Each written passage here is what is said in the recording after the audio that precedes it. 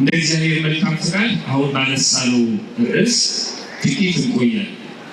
በእጅ ላይ ምን አለ በሚል ርዕስ ማለት ነው። አሁን እጃችሁ ላይ ምን አለ ነው? እጃችሁ ላይ ምን አለ? እርግጥ ነው ስልክ ይኖራል አይደል? እጃችሁ ላይ እናቶቻችን ማህተማቸው ቦርሳቸው ሊኖር ይችላል። አሁን በእጃችሁ ምን ይዛችኋል የሚለው አባባል ከዚህ ከቁስ ጋር ወይም አሁን በእጃችን ከያዝናቸው ነገሮች ጋር የተገናኘ ነው።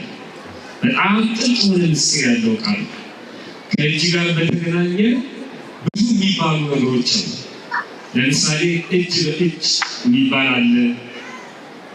እጅ ላይ ይጥለዋል ወይም ደግሞ እጅ ላይ ጣለው የሚባል ነገር አለ። እጅ ሰማራ አደረገኝ የሚባል ነገር አለ። እጅ ሰብ የሚባል ነገር ማላው ትርጉም አልነግራችሁም። እሱ ላይ ጊዜ ስለማላጠፋ ማለት ነው። እጅ በእጅ የሚባል ነገር አለ። እጅ ለእጅ የሚባል ነገር አለ። ከእጅ ጋር የተገናኙ ብዙ ነገሮች አሉ። ኢትዮጵያውያን እጅ የሚገልጡበት የተለያየ አውድ አላቸው። መጽሐፍ ቅዱስን ጠቅሰን አሁን በተለየ መልኩ ደግሞ እናየዋለን።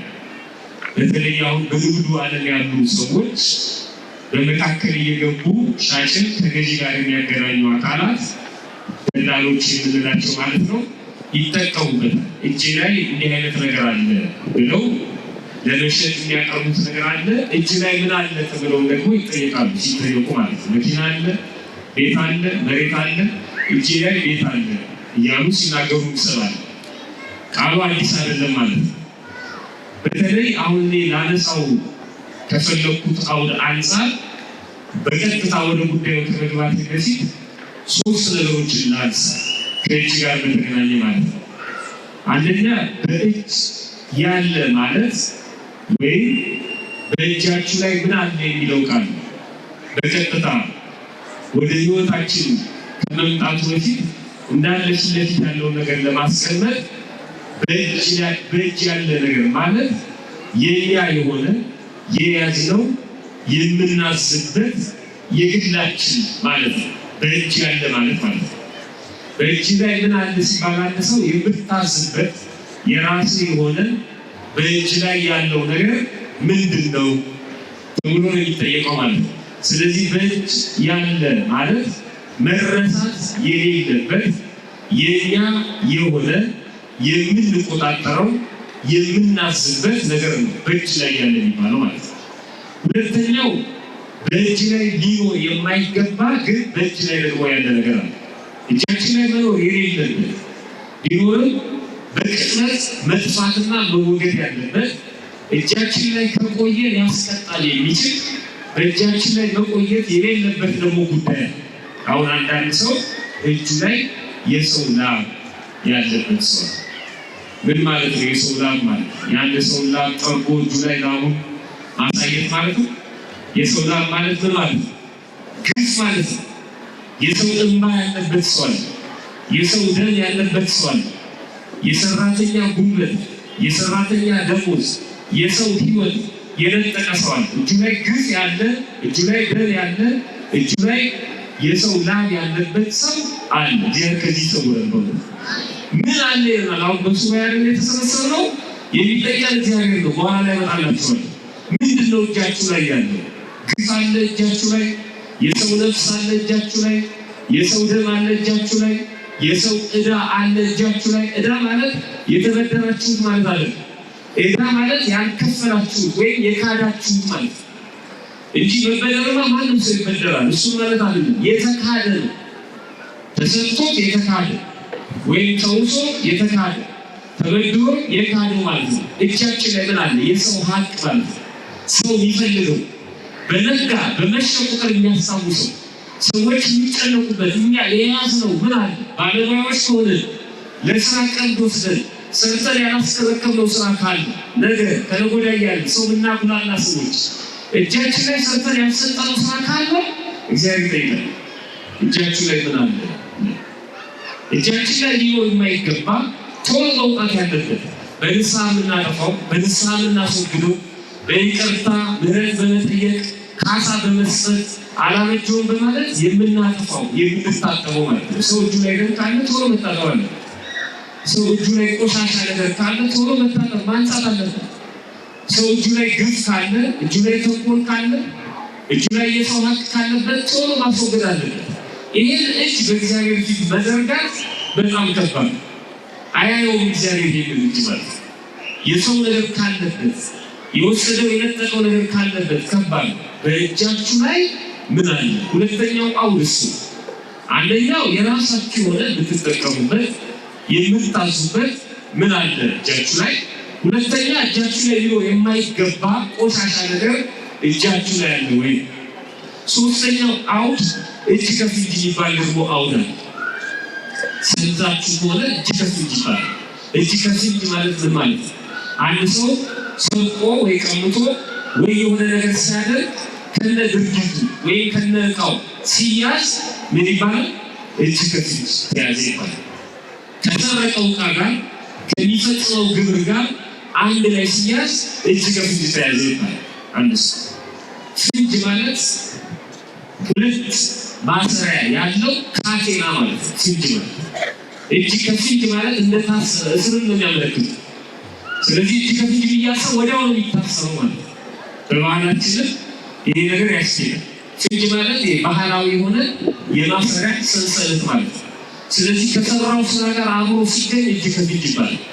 የሚገርመው መጽሐፍ ቅዱስ እንደዚህ ይላል። ኦሪት ዘጸአት ምዕራፍ 22 ቁጥር 4 ላይ የሰረቀው ሰው ቢሰርቅ ማለት ነው። አንድ ሰው ሌባ ሆኖ ቢገኝ የሰረቀው ዕቃ ደህና ሆኖ በእጁ ቢገኝ፣ የሰረቀው ዕቃ ደህና ሆኖ በእጁ ቢገኝ፣ ገንዘብ ከሆነ ሳያጠፋው ማለት ነው፣ ከብት ከሆነ ሳያርደው ማለት ነው፣ የሆነ ንብረት ከሆነ ሳይሸጠው በደህና እጁ ላይ ቢያዝ አለ። ይሄ ምን ከፍንጅ ያለው የሰማችሁ? ምን ከፍንጅ ያለው? እጅ ከፍንጅ ያለው ማለት ነው። የሰረቀው ዕቃ ደህና ሆኖ በእጁ ቢገኝ ይላል መጽሐፍ ቅዱስ። በሬ ወይም አህያ ወይም በግ ቢሆን የሰረቀውን ያህል 2 እጥፍ ይከፍላል ይላል። ሰው እንዳይሰርቅ ሊከለክል የሰረቀው በሬ ከሆነ የበሬውን ዋጋ እጥፍ ይከፍላል እጅ ከፍንጅ ከተያዘ ይላል። አሁን ይኸው ቅጣቱ ይለያያል እንጂ ሕጉ አሁን ማለት እጅ ከፍንጅ ከተያዘ እኮ ምስክር አያስፈልገውም ማለት አሁን ሕጉ አለ፣ ጥፋቱ አለ፣ ሕጉ አለ፣ ቅጣቱ ይለያያል። 2 እጥፍ ይከፍላል የሚለው ቅጣት በሕግ ትንታኔ ላይሰራ ይችላል። ቀድሞ ግን እንደዚህ ተብሎ ተጽፏል። ሁለተኛው እዛው ኦሪት ዘጸአት ምዕራፍ 21 ላይ ቁጥር 16 ላይ ሲናገር ሰውን ሰርቆ ቢሸጥ ይላል። የሚገርም ሰውን ሰርቆ ቢሸጥ ወይም በእጁ ቢገኝ እሱ ፈጽሞ ይገደል ይላል። ይህ ደግሞ ከባድ። አንድ ሰው ሰርቆ እየሸጠ ሰው ሰርቆ ወደ ሌላ ቦታ እያሻገረ ድንገት ይሄን ስራ እየሰራ አንድ ቀን ቢያዝ የሰረቀው ሰው በእጁ ቢገኝ እጅ ከፍንጅ ቢያዝ ይሄ ሰው ወዲያውኑ ይገደል ይላል። ይሄ ተግባራዊ ቢሆን ብዙ ሰው ይሞታል። ምክንያቱም በዚህ ዘመን ብዙ ሰው ይሰርቃል። ሰው ሰርቆ አካል ይሸጣል አይደለም። ሰውነትን እየበላለቱ ይሸጡ አሉ። ልብ፣ ኩላሊት እየሰረቁ ማለት ነው። ህፃናት ልጆቻችን የያዙ የሚባሉ ዝም ብሎ አይደለም። የአፋልጉ ማስታወቂያ በየቦታው የሚለጠፈው ህፃናት እየተሰረቁ ለሕክምና ይሸጣሉ። ህፃናት ማለት አካላቸውን ንጹህ ነው ተብሎ ስለሚገኝ ሰው ይሰርቀዋል። ሰውን አግቶ ገንዘብ ይቀበላል። ሰርቆ ማለት ነው። ይህን ያህል ብር ካልከፈልከኝ እገድለዋለሁ። ይህ ህግ አሁን ተግባራዊ ቢሆን ብዙ ሰዎች ነው ማለት ነው። እነዚህ 3 አውዶች አሉ እጅ ከፍንጅን በተመለከተ መጽሐፍ ቅዱስን የሚያነሳቸው። እኔ የፈለኩት በእጃችን ላይ ያለ አንዳንድ ሰው በእጁ ያለውን ትቶ ሌላ ይናፍቃል፣ አሊያም በእጁ ያለው እንደ ቀላል ይቆጥረዋል፣ እያለው እንደሌለው የሚወርሰዋል። እጁ ላይ አለ። ልክ በእጅ ያዙት መዳብ እንደዚባል በእጅ ያዙት ወርቅ ከመዳብ ይቆጠራል። እኔ ያሰፈርኳቸው በእጅ ያዙት ወርቅ ከመዳብ ይቆጠራል። እጁ ላይ ወርቅ አለ፣ ግን እንደ መዳብ ነው የሚያየው። እጁ ላይ ያለውን የማያስተውል ሰው አለ። ሌላው ቀርቶ እጃችን ላይ ሁሉም ነገር መኖሩ የሚነግረን ሞታችንን ህይወታችንን እጃችን ላይ ያለ አምጥቶ እግዚአብሔር እጃችን ላይ ያስቀምጣል። ቀደም ሲል በብሉይ ኪዳን ሰዎች ሲሞቱ በተፈረደባቸው ፍርድ ምክንያት ወደ ሲኦል ነበር የሚወርዱት። ሁሉ ገነት ተዘግታ ነበር። ወደ ሲኦል ሁሉ ይወርዱ ነበር። እና አብርሃም እና ይስሐቅ እና ያዕቆብ ሳይቀር ማለት ነው። የእግዚአብሔር የብርሃን እጁ እንደ ድንኳን ሆና ጋርዳቸው ትጠብቃቸው ነበር እንጂ ሁሉም ሲኦል ከመውረድ አልዳንም። ክርስቶስም ከሩሳሌ ሆና ሲሰቀል በአካለ ነፍስ የወረደው ወደ ሲኦል ከተሰቀለ በኋላ በአካለ ነፍስ ነፍሱን ቅድስት ነፍሱን ከቅዱስ ሥጋው በገዛ ፈቃዱ ለይቶ መለኮት የተዋሃደችው ነፍሱ ወደ ሲኦል ስትወርድ አይተናል። ለምን? ፍጥረታቱ በሙሉ ያለው ሲኦል ስለነበር ማለት ነው። ሁሉም ወደ ሲኦል ነበር የሚገባ ሰው ሲሞት ማለት። አሁን ሰው ሲሞት ወዴት ነው የሚሄድ? እየሰማችሁ? አሁን ስንሞት የት ነው የሚሄድ? ድምፃቸው ይሰማል። ጮክ በሉ። እርግጠኛ ናችሁ? እርግጠኛ ናችሁ? ወደ ገነት ትሄዳላችሁ? እንደ ስራችሁ ጊዜ አሁን ወደ ያሳሉት ማለት መማር እንደዚህ። አሁን ሰው ሲሞት ወዴት ነው የሚሄድ? ወይ ወደ ሲኦል ይሄዳል ወይ ደግሞ ወደ ገነት። ከሁለቱ ወደ አንዱ ነው አይደል? ወይ በግራ ይቆማል ወይ በቀኝ ይቆማል። ድሮስ የለም ምርጫ የለም፣ ወደ ሲኦል መውረድ ብቻ ነው። አሁንስ ምርጫ አለ። ለምን? ገነቱን አምጥቶ እጃችን ላይ ስላስቀመጠ እንደምናችን ስለሚከፈለን እንደስራችን መርገሙ ተነስቷል ነው። ገነቱን ራሱ አምጥቶ እጃችን ላይ ያስቀመጠ። ማንም ሰው ተገዶ አይደለም ክርስቲያን ሊሆን፣ ማንም ሰው ተገዶ አይደለም የሚጾም፣ ማንም ሰው ተገዶ አይደለም ያስቀድስ፣ ማንም ሰው ተገዶ ንስሐ ይገባል። ገነቱን ከፈለገ ያደርገዋል። እጁ ላይ አቅረብኩ ለከ እሳተ ወማይ ደይዴከ ሀበ ዘተቀድከ፣ እሳትንም ውሃንም ፍትፍትንም እሳትንም በፊት ለፊት አኖሬአለሁ፣ እጅህን ወደ ወደድከው ስደድ። የነፃነት አምላክ አሁን እግዚአብሔር የነፃነት አምላክ ባይሆን እዚህ አካባቢ ላይ የሚገኘው ይሄ ብቻ እያሯሯጠ ያመጣው ነበር። የነፃነት አምላክ ስለሆነ እኛም መጥተናል፣ ነፃነታችንን ተጠቅመን፣ ሌሎቹ ደግሞ ነፃነታቸውን ተጠቅመው ቀርተዋል ማለት ነው። ነፃነታችንን ተጠቅመን እንጾማለን፣ ነፃነታችንን ተጠቅመው ደግሞ ነፃነታቸውን ተጠቅመው ጾም ይሰራሉ ማለት ነው። ሁሉንም እጃችን ላይ አምጥቷል። በጣም የሚገርመው እኛ ካለማወቅ የተነሳ በእጃችን ላይ ያለውን ነገር እየተውን ከእጃችን የወጣው ወይ የማንደርስበትን ነገር ለማግኘት በእጃችን ላይ ያለውን ነገር እንጥላለን። ልክ የቆጡን አወርድ ብላ የብብቷን ጣለች እንደተባለው ማለት ነው። እኔ ማንሳት የፈለኩት አሁን በእጃችን ላይ ስላለው ጉዳይ ነገር ግን ስለናቅነው፣ በእጃችን ላይ ስላለው ጉዳይ ነገር ግን ስለረሳን፣ በእጃችን ላይ ስላለው ጉዳይ ነገር ግን ስለዘነጋ ነው ጉዳይ ነው ማንሳት የፈለኩት። እጃችን ላይ ያለው ግን ረስነዋል። እጃችን ላይ ያለው ግን ዘንግተነዋል። እጃችን ላይ ወርቅ አለ፣ ከመዳንም አልቆጠርነው። እንደ መዳን እንኳን መሆን ጥሩ ነው፣ ከመዳን ያልቆጠርናቸው በእጃችን ላይ የያዛቸው ግን የተውናቸው ብዙ ጉዳዮች አሉ። እነሱ ማንሳት ነው የፈለኩት። ብዙዎቻችን በእጃችን ላይ ካለው ይልቅ ሌላው ነው። ለምሳሌ ቀላል ምሳሌ ንገራችሁ። ዛሬ ዕለቱ ምንድን ነው ተብለን ብንጠየቅ ዕለቱ ምንድን ነው? ሰኞ፣ ማክሰኞ፣ ረቡዕ በሚለው ምንድን ነው አሁን ያለንበት? ረቡዕ ነው አይደል? ቀኑስ ስንት ነው? 7 ነው። በቤተክርስቲያናችን ይሄ 7 የሚታሰብበት በአብዛኛው ማለት ነው። በአብዛኛው በ7 ምንድን ነው የምናውቀው? ሥላሴ። ተመልከቱ፣ ቀኑን 7 ብለን ዕለቱን ረቡዕ ብለን ደግሞ በዚህ ዕለት ሥላሴ ብለን መጥራት የቻልነው እኛ። ይሄን እንደ ቀላል ነገር ትቆጥሩት አይደል? ግን ጨለማ ቤት ውስጥ የተዘጋባቸው ሰዎች አሉ። ረቡዕ እንደሆነ አያውቁም። ብርሃን ይሁን ጨለማ ይሁን አያውቁም። በትንሽ ቀዳዳ የሆነ ነገር ይጣልላቸዋል፣ ያን ይመገባሉ። ዛሬ ቀኑ 7 መሆኑን አያውቁትም። ሥላሴ መሆኑን አያውቁትም። በእኛም ሀገር አሉ፣ ከእኛም ሀገር ውጭ ድንበር ላይ አሉ ብዙዎች በእስር የሚሰቃዩ ማለት ነው። ከቤት ንብረታቸው የተፈናቀሉ እኛ ይዛም ይመስል ከቤታችን ወደ ቤተክርስቲያን፣ ከቤተክርስቲያን ወደ ቤት እየሄዱ ነው። ያሉ ያጠጡ የነበሩ ያስቀድሱ ያዘክሩ የነበሩ ጸሎት ይዘምሩ የቤተክርስቲያን ይመጡ የነበሩ ዛሬ በየጫካው ከቤታቸው ተፈናቅለው የእርዳታ የሰው እጅ የሚያውሉ ሰዎች አሉ። ቀላል ነገር ይመስላል። ዛሬ ረቡዕ መሆኑን ማወቃችን ቀላል ነገር ይመስላል። ሰባት መሆኑን ማወቃችን መተን ቤተክርስቲያን መሳለማችን በእግራችን ቆመን የእግዚአብሔር ስም መጥራታችን እንደ ቀላል ነገር የሚናፍቁ ሰዎች አሉ። ፀሐይ በሞቅ ማይችል የሰው ያለ የሚሉ በር የተዘጋባቸው ብዙዎች አሉ። ቤተሰባቸው ስንነጠቅ ነው እንዴ የምናውቀው? ሲወሰድብን ነው እንዴ የምናውቀው? በጣም ጥቂቱ ነው። የምናማረው ሰዎች አሉ። ሰው እግር እያለው ጫማ የለኝ ብሎ ነው የሚያማረው። ከሰጠን ይልቅ ገና ወደፊት የሚሰጠንን የከለከለን መስሎ የምንግረው ሰዎች አሉ። የሚገርማችሁ በእጅ ላይ ምን አለ የሚለው ጥያቄ ደጋግሞ እግዚአብሔር የተለያዩ ሰዎችን ጠይቋል።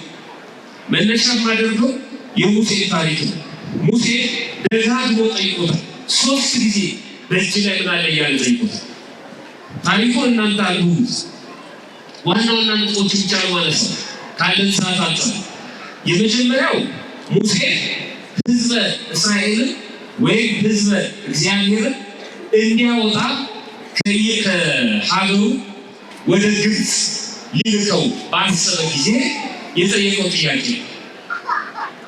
እስራኤል ለ430 ዘመን በፈርዖን በግብፃውያን ሲቀጠቀጡ ከቆዩ በኋላ በራሔል እንባ አማካኝነት እግዚአብሔር ፍጥረታቱ የሚያድንበት ሰዓት ደረሰና ለዚህ ተልእኮ የሚሆን ሰው ሲፈልግ ሙሴን አገኙ።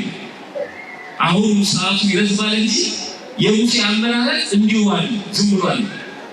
በጣም ከሕፃንነቱ ከልጅነቱ ጀምሮ አይቶት ማለት ነው።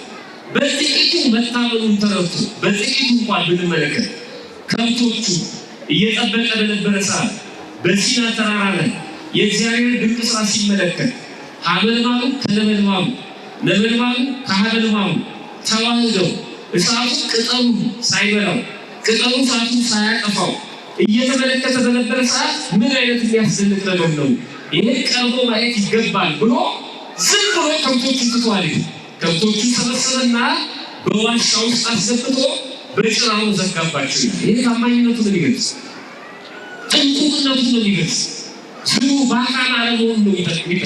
የህዝብ መሪ ቢሆን ሙሴ የሚያዋጣ መሆኑን ነው የሚያሳየው ማለት ነው። በትሎ አንዱን አስቦ ሌላውን ማብላት፣ አንዱን አሰባቅሮ ሌላውን ማኖር፣ አንዱን እየገደሉ ለሌላው ህይወት መስጠት። የዚህ ዓለም ነገስታት የተካሉበት ከአንዱ ይጠፋሉ፣ ለሌላው ይሰጣሉ። እግዚአብሔር እንደሰዋል የሚያደርሰው አይፈልግም። ስለዚህ ሙሴ አመራረቱ በጣም የተለየ አየው ሙሴ። ስለዚህ ህዝቤ አድራል ባጭሩ ማለት ወደ ግብፅ ሄድና ህዝቤን አውጣሉ። እኔ ወደ ግብፅ ሄጄ በፈርዖን ፊት ቆሜ ያንተን ህዝብ የማውጣ ማን ነኝ? እንደምታየኝ እረኛ ነኝ። ኃይል ወይም ደግሞ ሌላ አካል ሌላ መሳሪያ የለኝም። ከግብፃውያን ጋር ተዋግቼ ህዝብን ለማውጣት እንዴት ይችላሉ? ባጭሩ ጥያቄ ጠይቆታል። እንዴት ይሆናል ብሎ በጣም ተገርሞ ማለት ነው። የዚህ ጊዜ ምን አለው? በእጅ ላይ ምን አለ? ርዕሳችን ውስጥ ይህ ጥያቄ እኛን የሚጠይቀው ምንድን ነው? እጅ ላይ ያለው በልቀት ሙሴ ይሄማ በትር ነው አለ። ከብት የሚያግድበት በጎቹን የሚመልስበት ማንኛውም እረኛ የሚይዘውን አንድ ዘንግ ይዟል ሙሴ። ይሄ በትር ነው፣ ዘንግ እንጨት ነው። ወደ መሬት ጣለው ማለት በትሩን ወደ መሬት ጣለው። ሙሴ የእግዚአብሔርን ትእዛዝ ተቀብሎ የያዘውን በትር ወደ መሬት ጣለው። የሙሴ በትር እባብ ሆነች ተቀይራ ማለት ሙሴ ደነገጠና ሸሸ ይላል መጽሐፍ ውስጥ ነው። በቤታችሁ በደንብ አንብቡ። ኦሪት ዘጸአት ምዕራፍ 4 ቁጥር 2 ላይ እግዚአብሔር ይህች በእጅ ያለችው ምንድን ናት አለ። እሱ በትር ናት አለ። ወደ መሬት ጣላት አለ። እሱ ወደ መሬት ጣላት፣ እባብ ሆነች። ሙሴ ከእርሷ ሸሸ። ፍጹም በትሩ ወደ እባብነት እንደተቀየረች ለማረጋገጥ ሙሴ ሸሸ። ስንት ዓመት ሙሉ የያዛትን በትር እባቡን ስላገኛት ሸሸ፣ ደንግጦ ማለት ነው። እንደገና እግዚአብሔር ምን አለ? በትሯን ተመለስና በእጅ የጣላትን በትር ማለት ነው። እባቢዎችን በትር በእጅ ያዛት፣ በጅራቷ በኩል ያዛታል። ጥያቄ ይጠይቃችሁ። በምኗ በኩል ያዛት ጋር? በጅራቷ በኩል ያዛት። በትር ጅራት አለው የለው? ግን በትሯ ምን ስለሆነች እባብ መሆኗን የሚያስረግጠው ሁለተኛው ቃል ይሄ የእግዚአብሔር ንግግር። በጅራቷ በኋላ በኩል ያዛታል። ከፊት ለፊት ስለሚያስፈራ ማለት ነው። ለሙሴ ስለሚያስብ አልታዘዝም እንዳይጠራጠር ጅራቷን ያዛታል። ሙሴ ከሸሸበት ተመልሶ ያቺ በትሩ እባብ የሆነችውን በትሩ ጅራቷን ያዛት ይላል። ተመልሳ እንደገና በትሩ ሆነች። ይህ ተአምር አይተች፣ ተአምር አይናቅ። ይህ አሁን ገድለ ጊዮርጊስ ላይ ታምረ ማርያም ላይ ቢጻፍ ውሸት ነው ይሉ ነበር ዘመኖቻችን። መጽሐፍ ቅዱስ ላይ ያለ እግዚአብሔር ይሄ በጣም ትንሽ ነው፣ ለእግዚአብሔር የሚሳነው ምንም ነገር የለም። ግን ሁሉንም ማድረግ እንደሚችል እየነገረው ነው ለሙሴ። ከዛ በኋላ ቀጣይ ምን አለ? አሁን አለ እኔ እግዚአብሔር ወደ እስራኤል ስትሄድ፣ ወደ ወገኖች ስትሄድ የአባቶቻችሁ አምላክ የአብርሃም አምላክ የይስሐቅ አምላክ የያዕቆብ አምላክ እግዚአብሔር እንደተገለጠልህ እንዲያምኑ ይሄንን አድርግ። እጅህን ዘርጋና ያችን እባቧን ያዛት አለ እንዲያምኑ። ይሄንን ካደረገ በኋላ እስከ መጨረሻው ድረስ እኔ ካንተ ጋር ነኝ። ምልክቱ ይሄው እጁ ላይ ባለው ነገር ነው። ከላይ ከሰማይ ሌላ ነገር አላመጣም። ሙሴ በጣም በፍርሃት እና ራስን ዝቅ በማድረግ ሁሉ ነገር እንደማይሆን አድርጎ አሳልፎ ሳይ እጁ ላይ ባለው ነገር እግዚአብሔር ማንነቱን ነገረው። አሁን በልበ ሙሉነት ወደ ግብፅ ሄደ ማለት ነው። አሁን ወንድም እንደሚሆነው እሱ ከእሱ ጋር እንደሚሄድ ነግሮታል። አብሮ ሄደ። የፈርዖን ዙፋን ፊት ቆሞ ከአሮን ጋር ማለት ነው እና ህዝቤ ልቀቅ ይላል እግዚአብሔር የሚለውን መልእክት አስተላለፈ። ሳቀባቸው።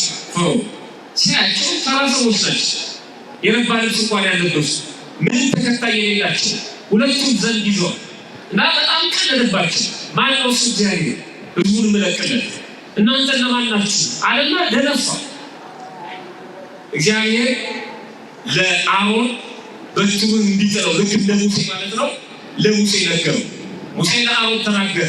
እግዚአብሔር እንደላካቸው ለማስረዳት አሁን ደግሞ የአሮንን በትር አነሱና ሙሴና አሮን በፈርዖን ፊት ጣሉት። የአሮን በትር ልክ እንደ ሙሴ በትር ማለት ነው ወደ እባብነት ተቀየረች። ፈርዖን ደነገጠ። ግን ከኋላ ደግሞ እነዚህ አስማተኞች መተት የሚሰሩ ስራስር የሚመስሉ ቅጠል የሚበጥሱ ማለት ነው እና የሚጠነቁሉ ጠንቋዮቹ ከኋላው ነበሩ። ከዙፋኑ በኋላ ጠራቸውና እነዚህ ሰዎች እንደዚህ እያደረጉ ነው፣ እናንተስ ምን ትላላችሁ አላቸው። ንጉሥ ሆይ 1000 ዓመት ንገሥ፣ ይሄ ለእኛ ቀላል ነው አሉና የሁሉንም በትሮች ይዘው መጡ። አስማተኞቹ ጠንቋዮቹ በትሮቻቸውን ይዘው መጥተው በፈርዖን ፊት ጣሉት። የሁሉም በትሮች ወደ እባብነት ተቀየሩ። የሙሴ አንድ ነው፣ የአሮን አንድ ነው። የእነዚህ ሰዎች በትር በሙሉ ወደ እባብነት ተቀየሩ። እኔ ካንተ ጋር ነኝ ብሎ ሙሴ የላከው እግዚአብሔር ሙሴ እንዲህ ብሎ የላከው እግዚአብሔር እንዲጠራጠር የሁሉም በትር እባብ ሲሆን በጣም ያስደነግጣል። እኔና እናንተ ብንሆን ተተንጉሉ ልንሄድ እንችላለን። እዛው ቆሙ መጨረሻውን ለማየት። ግን በጣም የሚያሳዝነው መጨረሻው ዓላማ የሁሉም በትሮች እባብ ቢሆኑ የአሮን በትር እባብ የሆነችው የሁሉንም እባቦች ዋጠቻቸው እና ብቻዋን ቀረች። ከእግዚአብሔር ጋር መገዳደር የሚችል ማንም ነው። ይሄን ፈርዖን ለሙሴና ለአሮን ጆሮ መስጠት ጀመረ። ከዛ በኋላ ታሪኩን የምታውቁት ነው። ግብፃውያንን ለቀቃቸው። በትዕቢት እና በልቡ ጥመት ክፋት ባይለቃቸው፣ ነገር ግን በእግዚአብሔር ተአምራት ለቀቃቸው። ወጡ፣ መጓዝ ጀመሩ። ሁለተኛው ታሪክ ደግሞ የእግዚአብሔር ጥየቃ በእጅ ላይ ምን አለ የሚለው የቀረበው በኤርትራ ባህር አጠገብ ይሄ ያለ ከፊት ለፊት የኤርትራ ባህር አለ። ከኋላ የፈርዖን ሰራዊት እየመጣ ነው።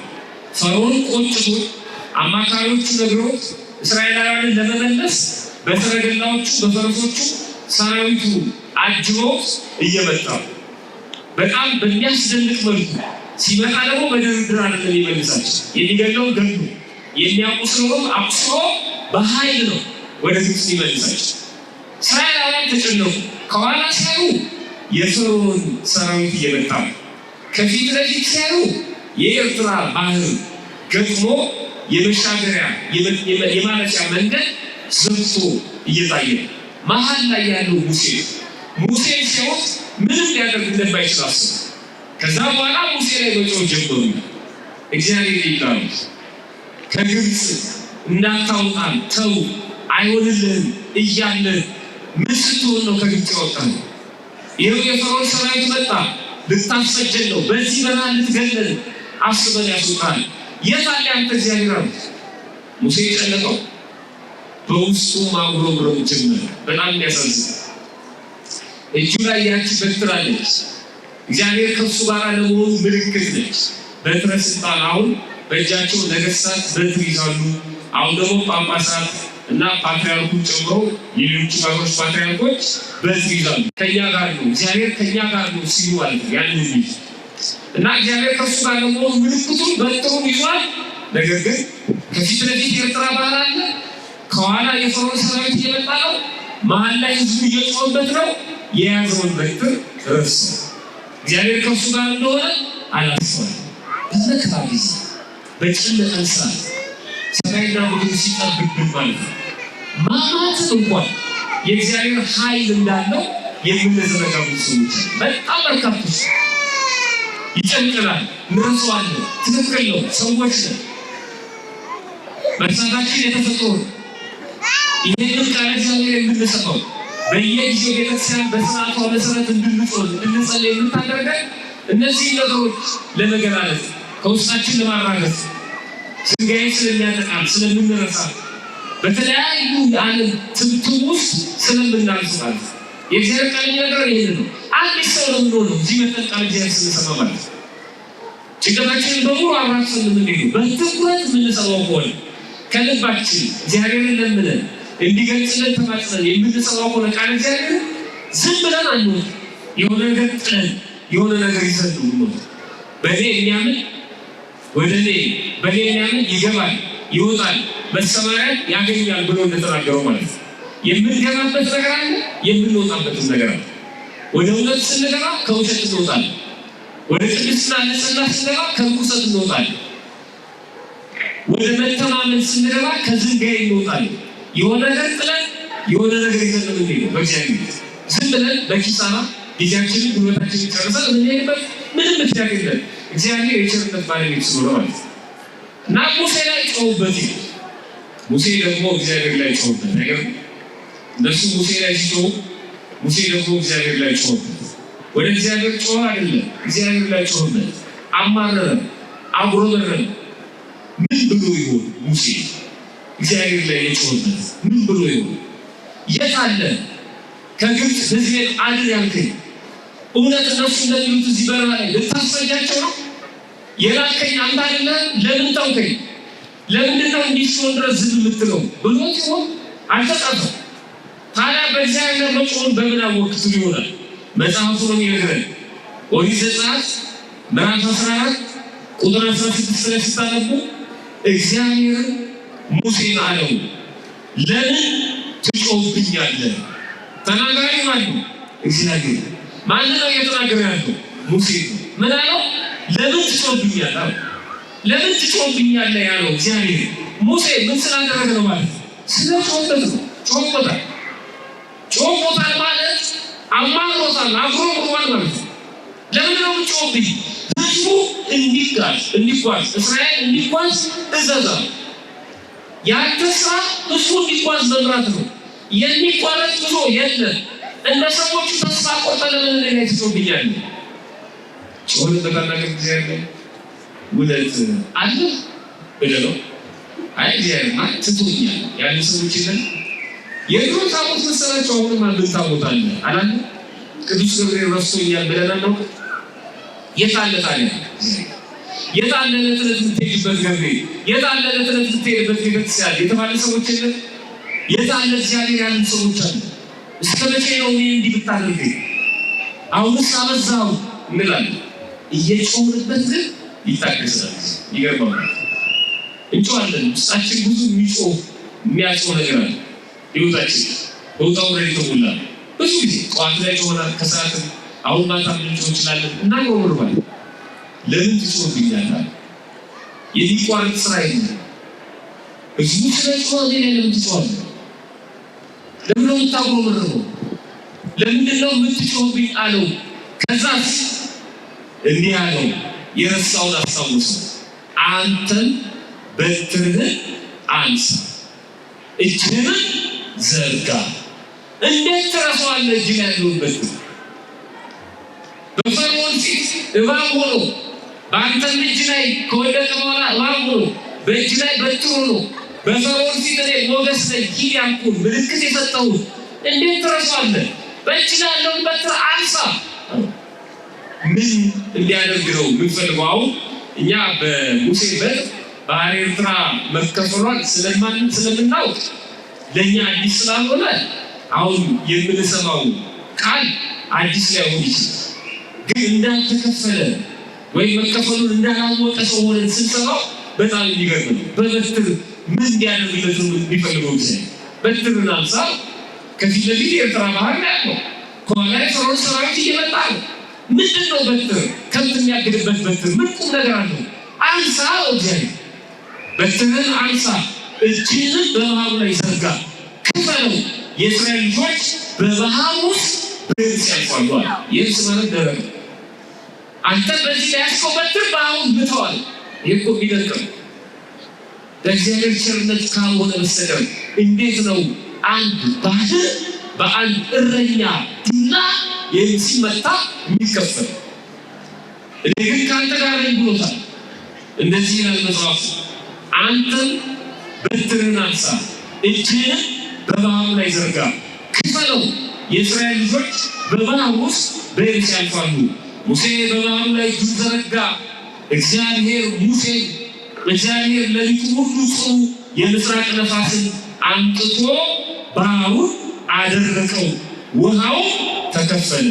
የሙሴ በትር ሲመታው ውሃውን የሚከፍለውና የሚያደርቀው ነፋሳቱን የሚያልፈው ማን ነው? ሙሴ ምልክት ነው እንጂ በትር እኮ ባህር አይከፍልም። እኔ ግን ከአንተ ጋር ነኝ ብሎት አሁን ማማተም ከቁም ነገር የማይቆጥር ሰው ይሄ እኮ ምልክት ነው። ማተም ማለት ማመልከት ነው። ግን የእግዚአብሔር ስንጠራ በዛ ስም ላይ ያለው ስራ የሚሰራው እሱ ከአሁኑ በፊት ለፊት ቆሞ ይማርካል። ምልክት ነው፣ ማተም ነው። አሁን የሚማርከው ግን እግዚአብሔር ነው። በኋላ ያሳያቸዋል። ነፋሳቱን አዘዘና ውሃውን እንደ ግድግዳ ቆሞ ሙሴ ያንን በትር አንስቶ ባህሩ ሲመታው ማለት ነው። ግብፃውያን የፈርዖን ፈረሶችና ሰረገሎች ፈረሰኞች ሁሉ እያሳደዱ በኋላቸው ወደ ባህር መካከል ገቡ። የእስራኤል ልጆች በባህር መካከል በየብስ ገቡ። ውሃው በቀኛቸውና በግራቸው እንደ ግድግዳ ቆሞ ነበር ይላል። እስራኤል ተሻገሩ። ግብፃውያን እስከሚገቡ ድረስ ጠበቀና እግዚአብሔር የግብፃውያን የመጨረሻው ወታደር ሁለተኛ እግሩ ባህር ውስጥ ደረቅ የሆነው ሲያሳርፍ የእስራኤል የመጨረሻው ተሻጋሪ ማለት አንድ እግሩን አንስቶ የብሱ ላይ ሲያሳርፍ ባህሩ ገጠመ። ያ ሁሉ ሰራዊት ለወሬ ነጋሪ እንኳን ሳይቀር በኤርትራ ባህር ጠላቶችን ከዚህ በኋላ አታያቸውም ብሎ ነበር። ዛሬ እንደምታዩ ከዚህ በኋላ አታይ ብሎ ነበር። እጁ ላይ ባለው በትር ስራ ሰርቷል። እጅ ላይ ምን አለ? ሙሴ እጁ ላይ ያንን የእግዚአብሔር ኃይል ይዞ ግን ይጮህበት ነበር። ሶስተኛው በቃዴስ በረሃ እየተጓዙ ያለ በቃዴስ በረሃ የሚጠጡት ውሃ፣ ይሄ በረሃ ህይወት አልባ በረሃ፣ በጣም ክፉ ኃይለኛ በረሃ፣ ኃይለኛ አራዊት በዛማ የሆኑ አራዊቶች ያሉበት በረሃ፣ እባብ ጊንጥ የሚበዛበት በረሃ። በዛ ውስጥ ህይወት አልባ ሰው ሊኖር አይችልም። እውነታቸው ነው። በዛ በረሃ እያለፉ እያለ የእስራኤል ልጆች ማህበር ሁሉ ይላል ኦሪት ዘጸአት ምዕራፍ 17 ስታሉ ዘጸአት ምዕራፍ 17 የእስራኤል ልጆች ማህበር ሁሉ እግዚአብሔር እንዳዘዘ ከዚህ ምድረ በዳ ሊጓዙ ተነሱ። በራፊድም ሰፈሩ። ህዝቡ ይጠጡ ዘንድ ውሃ አልነበራቸውም። ህዝቡ ሙሴ ተጣሉት። መጣው ሙሴ ጋር ማለት የሚመራቸው እሱ ስለሆነ መሪ መሆን ከባድ፣ የቤተሰብ ኃላፊ መሆን ከባድ። ልጆች ገንዘብ ከየት እንደሚመጣ ያውቁ፣ ፍላጎታቸው እንዲፈጸምላቸው ብቻ ነው የሚጠይቁት። ይህን ካላደረግልኝ ትምህርት ቤት አልሄድም ነው የሚሉት። እነሱ እንደፈለጉ እስራኤልን ልክ እንደዚህ የሆነ ነገር ሲጎድል ወደ ሙሴ ነበር የሚመጡት። መጥተው ደግሞ ተጣሉት። እንደዚህ አሉት፣ የምንጠጣው ውሃ ስጠን አሉት። የምንጠጣው ውሃ ምን በላው? አሁን ሙሴ ውሃ መስጠት ይችላል?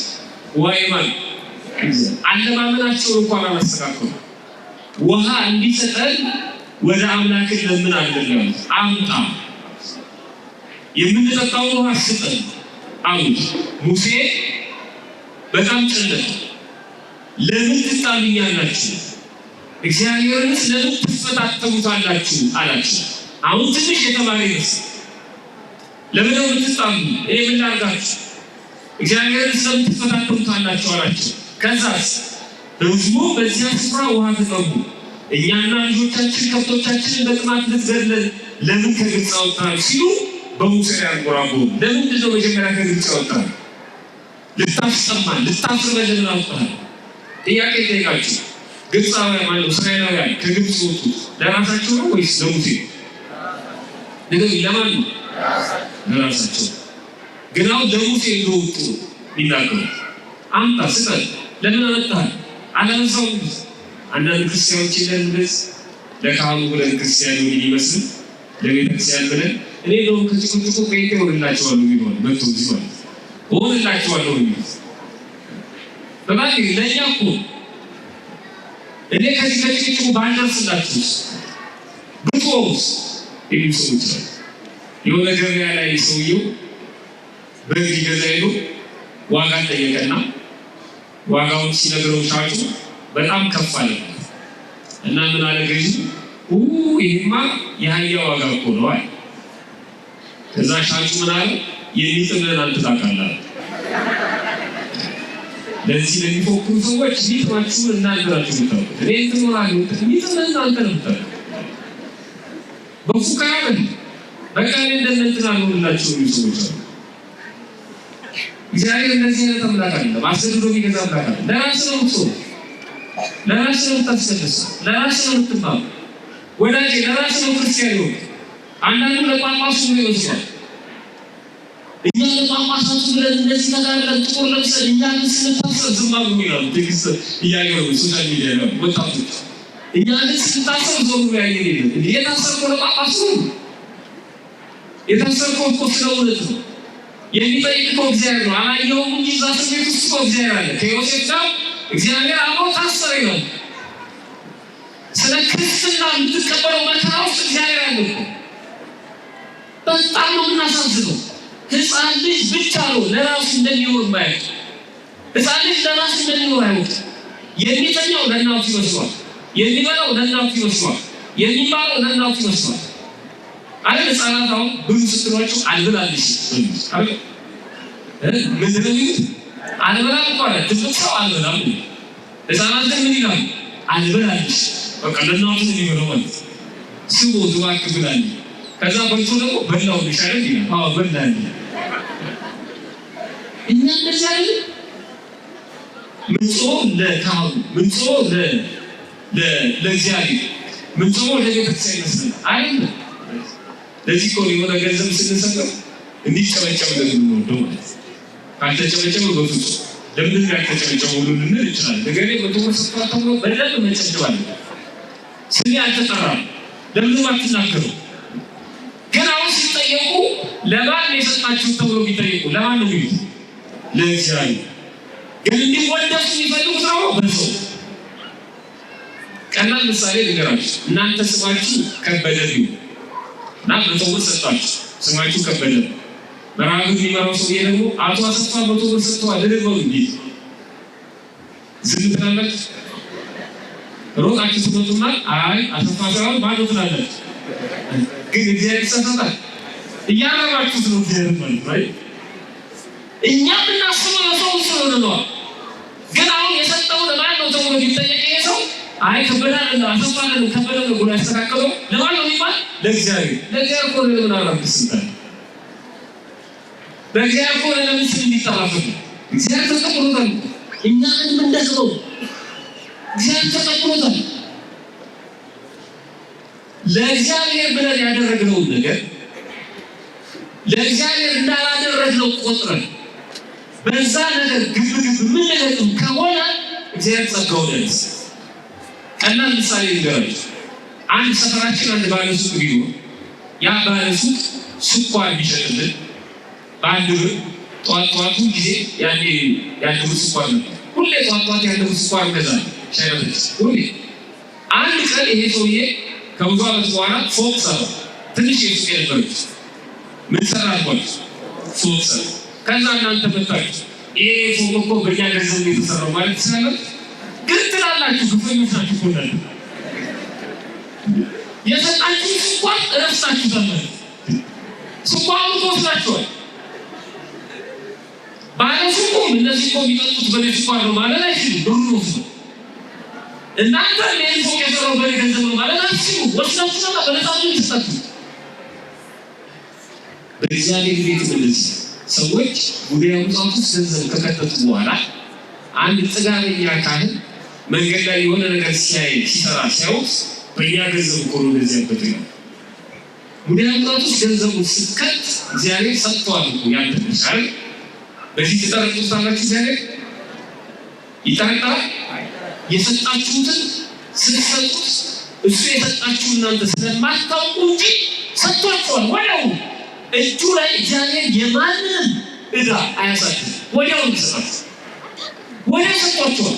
ልክ እናንተ እኛ በሰጠነው ገንዘብ ነው ማለት ሲጀምሩ ያን ጸጋ ይለጥቃችኋል። አገልግሎት ውስጥ የእግዚአብሔር በረከት ውስጥ የዛሬ 10 ዓመት የሰጣችሁትን 100 ብር የምታልጥ ሂሳብ የምትሰው ከሆነ በጣም ከባድ። ለኔ ነው ማለት ይገባል። ምጾመው ለኔ ነው፣ ምጸልየው ለኔ ነው፣ መከራ የምትቀበለው ለኔ ነው። በካህናቱ ምክንያት አይደለም፣ በሆነ ሰው ምክንያት አይደለም። ስለ ገሌ አይደለም የተንገላታ ነው፣ ስለ ቤተክርስቲያን ነው። ስለሆኑ ሰዎች አይደለም፣ ስለ ቤተክርስቲያን ነው፣ ስለ ነፍሳችን ነው። የእስራኤል ጠባይ ነው። ለምን አወጣል? ለራሳቸው ወጥቷቸው ሲገዙበት ከነበረው በፈርዖን እግር ሲቀጠቀጡ ከነበረበት ልጃቸውን እንኳን መውለድ እንዳይችሉ ከጭቃ ጋር በሚያርቁበት ሕይወት ያን ሕይወት ረስተውት በባርነት የነበሩት አንዳንድ ወጣቶች ስለምሰማ ምን አለ በጣሊያን እንዲገዛ ኑሮ ይላል። የት ታውቀዋለህ? የዛ ጊዜ ነበር የነፃነት ትግል የት ታውቀዋለህ? የት ታውቀዋለህ? የዛ ጊዜ አርበኞቹን ትግል ጣሊያን እንዲገዛ ኑሮ አስፋልት ስለሰራ ፎቅ ስለሰራ የኢትዮጵያ ኦርቶዶክስ ተዋሕዶ ቤተክርስቲያን ሊባል አይኖርም ነበር። ካቶሊካም ነበር የምትሆነው። ስምህ ጆርጅ ምናምን ይባላል።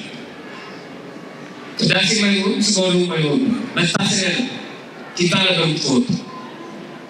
እንዲህ አይነት የክርስትና ሕይወት ያበቃለት ነው። ጠቅላላ ብዙ ሰው የሚለውን አያውቀውም። ወደ ታሪካችን ሄድና ላጠቃል ተጣሉት። ሙሴ አንጣ የምንጠጣውን አስጠላው። ሙሴ አሻሻለ። በመጀመሪያው በእግዚአብሔር ላይ ጮህቦት ነበር። ሁለተኛው ላይ ግን ምን አለ?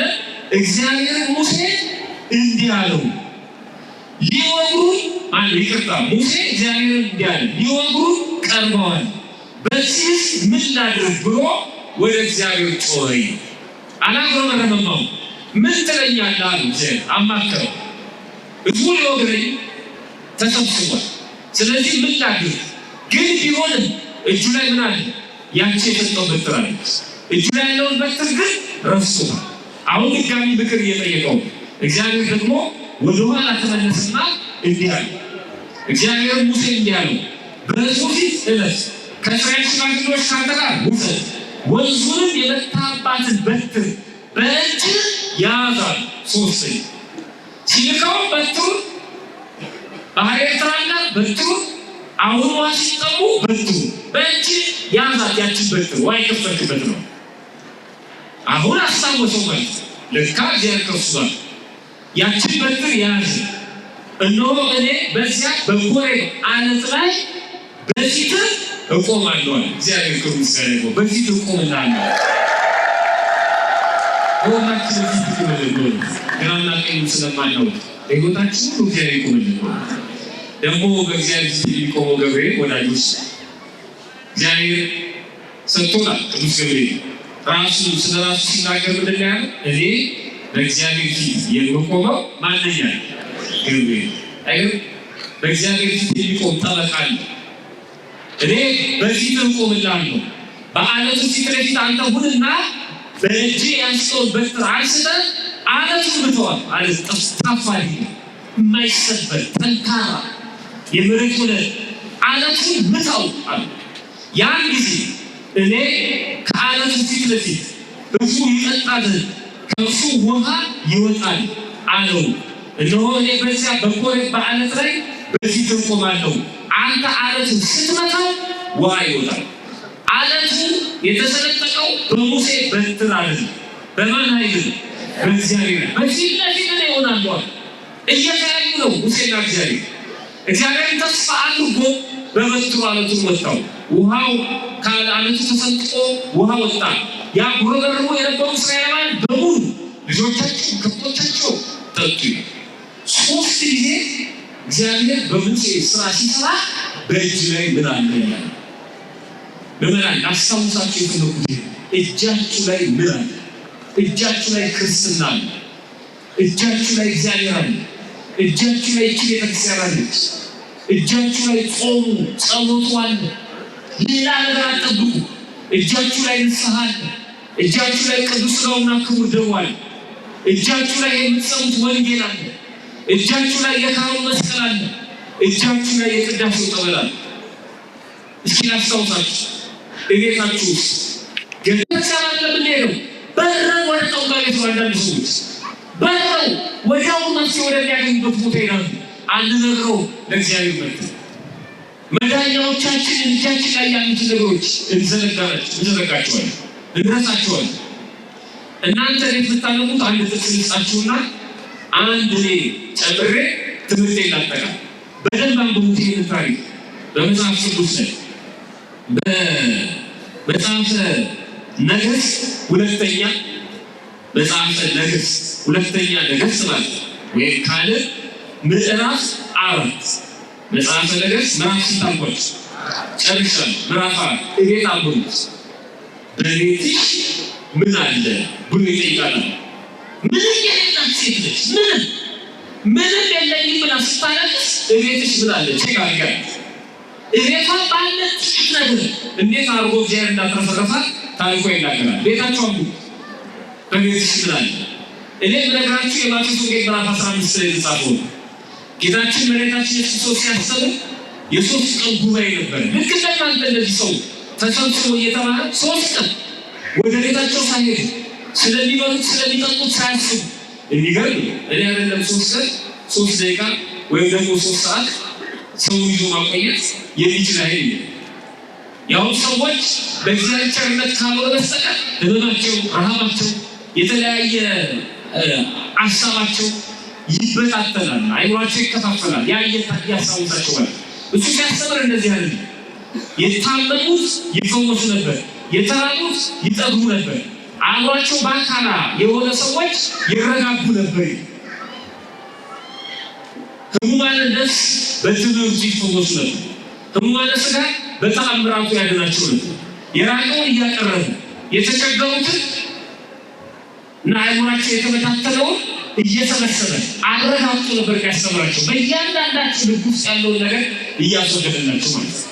እኛ ጭንቀት ነው የምንሰጥባችሁ እንጂ ልናረጋጋችሁ አንችልም። እግዚአብሔር በቸርነቱ ካላረጋጋችሁ አንዳንድ ጊዜ ሰው ምድረትን መምህራንም ስላለን የተሰበሰበውን ምድረትን ማለት አልመጣው ነው እስከሚደርስ እግዚአብሔር ይባርክላችሁ። እግዚአብሔር ነው የሚያስተምረው በቸርነቱ። 3 ቀን ጉባኤ ሰርቶ ሲያልቅ ጉባኤው እንደዚህ ያላለቀች የማቴዎስ ወንጌል ምዕራፍ 15 ደቀ መዛሙርቱን ጠራቸው። ከዛ እንዲህ አለ፣ ኢየሱስም ደቀ መዛሙርቱን ጠርቶ ሕዝቡ ከኔ ጋር እስካሁን 3 ቀን ውሏል። ስንት ቀን ውሏል? ምን አይነት የታደለ ሕዝብ! 3 ቀን ሕዝቡ እስካሁን 3 ቀን ከኔ ጋር ውሏል። የሚበሉት ስለሌላቸው አዝንላቸዋለሁ አይገር አሁን ወደ ቤት ሲሄዱ ይበሉት የላቸው ስለዚህ አዝንላቸዋለሁ በመንገድ እንዳይዝሉ ቆማቸውንም ላሰናበታቸው አልወድም ማለት ከባድ ደቀ መዛሙርቱ ተውቶ የሚላች ጨነቃቸው ደቀ መዛሙርቱ ጌታ ሆይ ይሄንን ያህል ህዝብ የሚመግብ እንጀራ እኛ የለን ወደ እኛ እንዳታመጣው ጉዳዩ ነው ይሄ ሁሉ ህዝብ ነው ከአምስት ሺህ ህዝብ በላይ አንደኛ መንደር የለን እንዳንለምንና እንዳንገዛ ይሄ ቦታው በረሃ ነው ስለዚህ እኛ ምንም የለንም ይሄ ጉዳይ እዛው አንተው ጋር ይቀመጥ ወደ እኛ እንዳታመጣው እንደዚህ ነው የሚለው ደቀ መዛሙርቱ ይህን ያህል ዘኒት የሚያጠግብ ይህን ያህል እንጀራ በምድረ በዳ ከወዴት እናገኛለን የት እናገኛለን ነው ታዲያ ለኛ ምትነግረን ያስበለው የፈለገው ነገር ስላለ ነው አምጡ ይበላውን አምጡ ስጡት አዝንላቸዋለሁ ሁላችን ያ ቃል እግዚአብሔር ለመስማት ስንሰበሰብ ያዝንልናል እግዚአብሔር የቤቱን ስራ ደግሞ ይሰራል ያስተካክልልናል ስለማይመስለን ነው እኛ ትቶ መምጣት ማለት ቀጠለና ህዝቡ ስንት እንጀራ አላችሁ አለ ደቀ መዛሙርቱ ከአምስት ሺህ በላይ ስንት እንጀራ አላችሁ ጌታ ሆይ ከቁጥር ይገባል የለንም ነው ያሉት ምንም የለንም ነው ያሉት አሁን ግን አፋጦ ሲጠይቃቸው ስንት እንጀራ አላችሁ በቁጥር ሲጠይቃቸው ሰባት እንጀራና ጥቂት ዓሣ አለ ሰባት እንጀራ ጥቂት ዓሣ ከአምስት ሺህ በላይ ወደ ላይ አምጡት አላምናች ሱሪያ እናንተ የለንም ያላችሁት ይሄ አይጠቅምም አይረባም ያላችሁት እጃችሁ ላይ ያለው ወደ ላይ አምጡት ህዝቡን በሳሩ ላይ እንዲቀመጡ አዘዘ ተቀመጡ የቱባሌ መብራት ሲነግሩ 50 ሆነው ተቀመጡ 5000 ለ50 ስናካፍለው ስንት ይሆናል ወደ 500 ይሆናል አይደል 50 ይሆኑ እንዲቀመጡ አደረጋቸው ምንም የለም እኮ ሰባት እንጀራና ጥቂት ዓሣ ላይ ግን በተስፋ ተቀመጠ ሰው 50 ሆኖ ለማዕድ እንደሚመች ያንን አምጥታለ ሰጡት ባረከው ቆረሰው ለደቀ መዛሙርቱ ሰጣቸው በእሱ እጅ ይበረክት ነበር በደቀ መዛሙርቱ እጅ ይበረክት ነበር በሚበሉት ሰዎች እጅ ይበረክት ነበር ሰባቱን እንጀራ ዓሣውን ይዞ አመሰገነ አመስግናችሁ ወደ ላይ አምጥታችሁ ተጠቀሙ የለንም አትበሉ አምጡት ወደ ላይ አንዳንድ ሰዎች ስራ እየሰራ ነው ሲባሉ አዎ እግዚአብሔር ይመስገን ይላል ስንት ደሞዝ ስንት ነው ስንት ታገኛለሽ አይ እሱ እንኳን አይነገርም ምን ዋጋ አለው አትበሉ አሁን ይሄንን ምን ላደርገው ነው አሁን ይሄንን እስከ መቼ ልጠቀምበት ነው አሁን በዚህ ምን ልሆን ነው አትበሉ አምጡት ወደ እኔ ማለት አስራሩት ማለት ከኔ ጋር ግቡ የኔን ስም ጥሩበት ነው የሚለው እግዚአብሔር አምጡት ወደ እኔ ሐዋርያት እኮ ጨንቋቸው ምንም የለንም አዋል አምጡት ወደ እኔ የሁላቸው ታምርታ ያላችሁ ሰባቱን እንጀራ ዓሣውንም ይዞ አመሰገነ ቆረሰ ለደቀ መዛሙርቱ ሰጠ ደቀ መዛሙርቱም ለሕዝቡ ሁሉ በሉ ልባርጉ ሁሉ ማለት ከ5000 በላይ ስንት እንጀራ 7 እንጀራ እና ሁለት ጥቂት ዓሣ ሁሉም በሉ ብሎ ዝም አላለም መጽሐፉ በሉና ጠገቡ ይገርም ሰባት እንጀራ ለአንድ ሰው ጋር እግዚአብሔር ተጠጣሉ ሰባት እንጀራ ለ5000 በልተው ጠገቡ እሱ ብቻ አይደለም የተረፈውን ቁርስራሽ 7 ቅርጫት አነሱ ከሰባት እንጀራ ቢቆራረስ እንኳን 7 ቅርጫት አይሞላም ግን ከበረከተ በኋላ በልተው ጠግበው ያው ሕፃናትና ሴቶች አልተቆጠሩ ግን ሕፃናት ከሚበሉት የሚፈረፉት ስለሚበዛ ሴቶች በአደባባይ ብዙ ስለማይመገቡ ስለሚያፉ የዛን ጊዜ ውጭ ሴቶች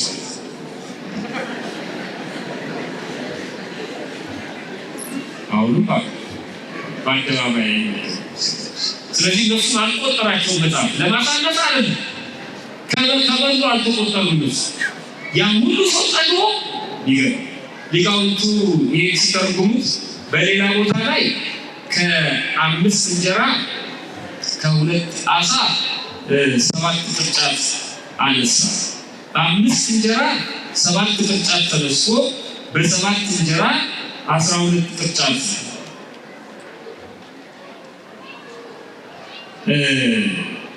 7 ቅርጫት ይቅርታ፣ በ7 እንጀራ 7 ቅርጫት ተነሳ።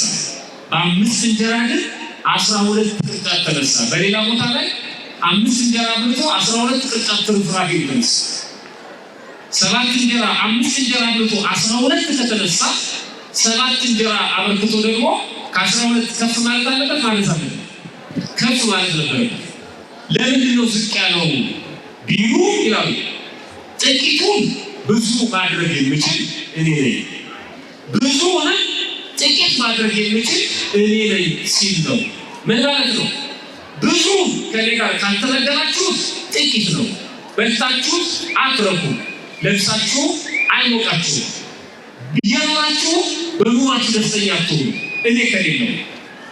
ጥቂቱን ደግሞ ከኔ ጋር ብትመገቡት ብዙ ነው የሚሆነው። ጥቂቱን ስትመገቡ ትጠግባላችሁ። እውነት ለመናገር አሁን ኢትዮጵያውያን ብንኖረው በበረከቱ ነው እንጂ በበላነው ነው አይደለም እኮ። ድሮ እኮ አንድ እንጀራ የማይበቃው ሰው ነበር። አሁን እኮ ያን እንጀራ ሩብ በልተን እኮ እንጠግባለን። የእግዚአብሔር በረከት ከኛ ጋር። በእጃችን ላይ ያለው ይሄ የእግዚአብሔር በረከቱ። ስለዚህ ምዕመናን እጃችን ላይ ያለውን ነገር ቼክናል። ይቺ ቤተክርስቲያን እጃችን ላይ ነው። እግዚአብሔር ከምስጋና ይሁን።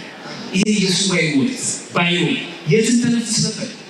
ይሄ ቃል እግዚአብሔር የምንሰማበት መርሃ ግብር ባይሆን የት ተነፍስ ነበር? እግዚአብሔር ሰዎችን እያነሳሳ በየዓመቱ ይሄን መርሃ ግብር በአንድ ሰው ሲካሄድ አይደንቃችሁም? አንድ ሰው እግዚአብሔር የቸርነቱ ስራ ሰርቶልን መቋረጥ የለበትም ብሎ መምህራንን በመኪና ከቦታቸው እዚህ ድረስ ከዚህ ቤታቸው ድረስ ይወሰድ አንድ ሰው እንዴት ነው እግዚአብሔር ቸርነቱ ባያበዛልን ኖሮ የምንተነፍስባቸውን ቦታዎች ባያመቻችልን ኖሮ የምንሰማው አይነት ቃል እግዚአብሔር ባያመቻችልን ኖሮ ምን እንሆን ነበር? በዚህ የጨለማ ዘመን ማለት ነው። እጃችን ላይ ብዙ የቅዳሴ ጥበብ፣ መስቀሉ፣ እምነቱ እጃችን ላይ ካህኑ በካህኑ የሚሰጠው ኑዛዜ፣ ንስሐው፣ ቅዱስ ሥጋውና ክቡር ደሙ፣ ጸሎቱ፣ ውዳሴ ማርያም፣ ቅዳሴ ማርያም፣ መልካ ማርያም፣ መልካ ኢየሱስ እጃችን ላይ ያለው መንፈሳዊነቱ እጃችሁ ላይ ምን አለ? እግዚአብሔር ስራ የሰራው እጃችን ላይ ባለው ነገር ጥቂቱን ብዙ እያደረገ ማለት ጨለማ ይመስለው ብርሃን አድርጎ ስራ ይሰራል። እግዚአብሔር በዝምታ ውስጥ ነው ስራ ይሰራል።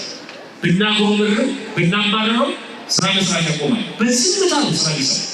ለሁላችሁ ሐኪም ሲያክማችሁ ዝምታ ይፈልጋል። ውስጣችሁ የሆነ በሽታ ቢኖር ያን ቀዶ ማውጣት ካለበት መጀመሪያ እናንተ ዝም ማሰኘት አለ። ያስተኛችኋል አልጋ ላይ።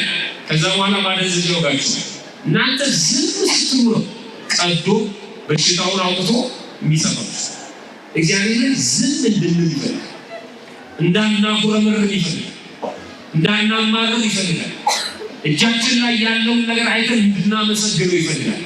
በዝምታ ውስጥ ስራ ይሰራል። ለዚህ ነው የሱባኤ ወቅቶች የሚመረጡት፣ የጾም ወቅቶች የሚመረጡት። በዝምታ በጥሞና ከእግዚአብሔር ጋር ስንገናኝ ህይወታችንን ያስተካክለዋል። አትጮህብኝ ያለው ሙሴ ለዚህ በዝምታ ነው ስራ ይሰራል። እንዳንጮህ ከፈለግን እጃችን ላይ ያለውን እናስ እጃችን ላይ ራሷ ኢትዮጵያ ደስተው ወደ ሌላ ሀገር የሚቀራውጡ ሰዎች አሉ። እጅ ላይ ያለች እቺ 13 ወር ሙሉ ፀሐይ ይወጣባል። መሬቷ በእንጨት ወጋ ተደርጎ ይተከልባል። ሀገር እንዳትመስል ሀገሪቷ የበረከት ሀገር ናት። የኢትዮጵያ ፓስፖርት ይዞ ኢትዮጵያ የሚባል የሚጠላ ትውልድ ሀገር ሳያረግ ጃርት ያፈራል እንደተባሉ ማለት አትጥራት ግድ የለም። ሀገር አልባ የሆኑ ሰዎች ውሻ ናቸው። በየቦታው ማንም ሳያስጠጋቸው ምንም አላደረገችም ሀገሪቷ። ሰዎች ናቸው። እነሱን ተዋጋቸው፣ እነሱን አሳምናቸው። ሀገሪቷ ግን ምንም አላደረገችም። የበረከት ሀገር ናት። ሁሉ ይጠለልባት፣ ሁሉ ይልባት። መሬቷ ለም ነው። ዝናቡ፣ ንፋሱ፣ ወቅቶቿ በሌላ ዓለም የለም። ሰውነቱን የሚጠራል። እጃችን ላይ ያለው ነገር ጤናችንን፣ ሰላማችንን፣ ክርስትናችንን፣ ሃይማኖታችንን ማጥበቅ አለብን። ፈጣሪያችን በቸርነቱ ሰምቶ ከመጥፋት ያድነን። እጃችን ላይ የምናይበት እጃችን ላይ ያለው ነገር የምናይበት የልቦና አይን ለሁላችንም ያድነን። ይቆይ።